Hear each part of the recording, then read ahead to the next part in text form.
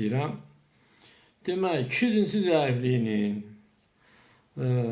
müalicəsi üçün əvvəlcə onun səbəbləri araşdırılmalıdır. Səbəblər araşdırılarkən ilk öncə nələr yoxlanılır?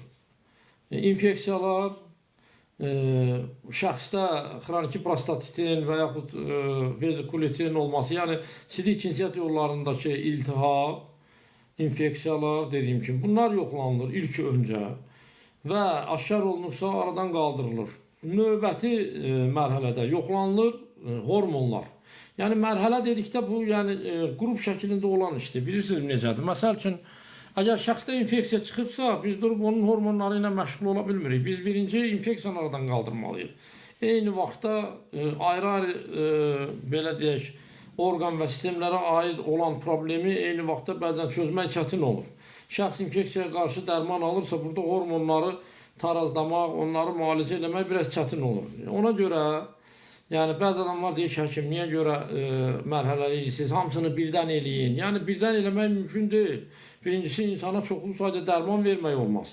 Bunda nəzərə alın. Yəni insanın da imkanları məhduddur. Yəni birdən-birə xəstəyə çox dərman da vermək olmaz və bu dərmanların bir-birinə mənfi təsirləri ola bilər, əks göstərişləri var. Ona görə müalicə qruplar şəklində, yəni problemi qrup şəklində həll olunur. Məsələn, infeksiya ilə xroniki prostatit bunlar bir yerdə gedən xəstəliklərdir. Yəni infeksiyanın təsirindən xroniki prostatit yaranır və yaxud vezikulit yaranır və yaxud epidilimit yaranır. Epidilimit yəni xaya artımının iltihabıdır.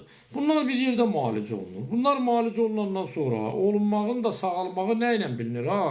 Yəni xəstənin demək ki, mən özümü çox yaxşı istəyirəm. Bunlar hələ xəstənin sağalmağı demək deyil. Xəstənin sağalmağı ancaq müasir diaqnostik üsullarla təyin olunur. Yəni analizlərlə, aparatlarla, ultrasəs müayinəsi ilə və bununla təyin olunur ki, bu problem artıq aradan qalxıb. Ondan sonra keçirik növbəti mərhələyə.